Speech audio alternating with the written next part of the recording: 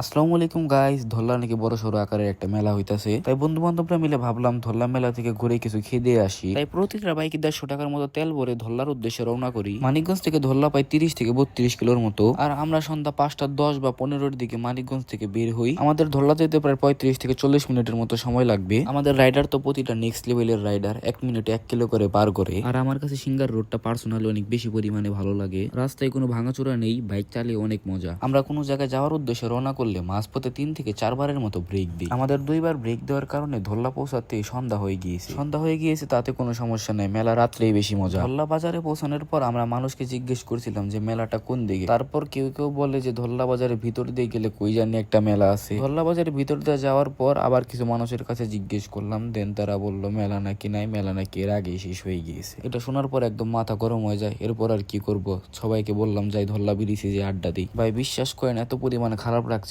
ভাবছিলাম মেলায় যাব, কিছু খাবো, সুন্দর একটা ব্লগ আপনাদেরকে উপহার দিতে পারবো। তা কি থেকে কি হয়ে গেল, মেলায় নাকি শেষ হয়ে গিয়েছে। এত দূর যেহেতু আসছে, খালি মুখে তো যাবই না। ধরলা ব্রিজের আশেপাশে কতগুলো খাওয়ার দোকান আছে, ওই জায়গায় যাই, দেখি কি ভালো লাগে। ওই জায়গা থেকে হালকা পাতলা কিছু খেয়ে মানিকগঞ্জের উদ্দেশ্যে রওনা করি। এই সেই দিকে কয়েকটা দোকান ঘুরলাম। এদিকে চা ব্যতীত খাওয়ার তেমন কিছুই নাই। আমরা 7 জন ছিলাম, 7 জনের জন্য 7টা দুধ চা অর্ডার করি। চাটা খাওয়া শেষ হলে ভাবলাম মানিকগঞ্জের কোনো রেস্টুরেন্টে যেয়ে বসবো। একটা জিনিস ভেবে আমাদের বেশি হাসি পাইতেছিল। জিনিসটা হইলাম আমরা 150 টাকার তেল ওয়েস্ট করে 10 টাকার দুধ চা খাইতে আসছি। আমাদের ভাগ্যটা কি পরিমাণে খারাপ, 2 না 3 দিন আগে মেলাটা শেষ হয়ে গিয়েছে। সাফি একটা ভিডিওতে ধরলা মেলার ভিডিও দেখছে, ভিডিওটা 2 না 3 দিন আগে পাবলিক করা। তাই ভাবছে যেহেতু মেলা 10-15 দিনের মতোই থাকে, আজকে ওই ভিডিওটা দেখছে, তাই ভাবছে আজকেই যাই দেখে আসি, মেলাটা একটু ঘুরে টুরে আসি। পরে যায় দেখি ও মা, মেলায় শেষ হয়ে গিয়েছে। কিরকম পরিমাণ খারাপটাই যা লাগছে না ভাই। চাটা খাওয়া শেষ, এখন চোখ বন্ধ করে একটা টান দেবো, ডিরেক্ট যাবো মানিকগঞ্জের চা বাড়ি রেস্টুরেন্টে। সবাই এত স্পিডে চালাইছে, আমরা 25 থেকে 30 মিনিটের মধ্যে মানিকগঞ্জ চা বাড়ি রেস্টুরেন্টে পৌঁছে গেছি। যে আমরা বাইকগুলোকে সুন্দর মতো পার্কিং করি। আর নবীনগর থেকে আমাদের 2টা ভাই আসছিল যারা নাকি পোড়া রুটির চা খাবে, তাই ওদেরকে চা বাড়ি নিয়ে আসলাম। চা বাড়ির পোড়া রুটিটা বরাবরই মজা, তাই ওদেরকে বাঙালিয়ান ক্যাফেতে না গিয়ে চা বাড়ি নিয়ে আসলাম।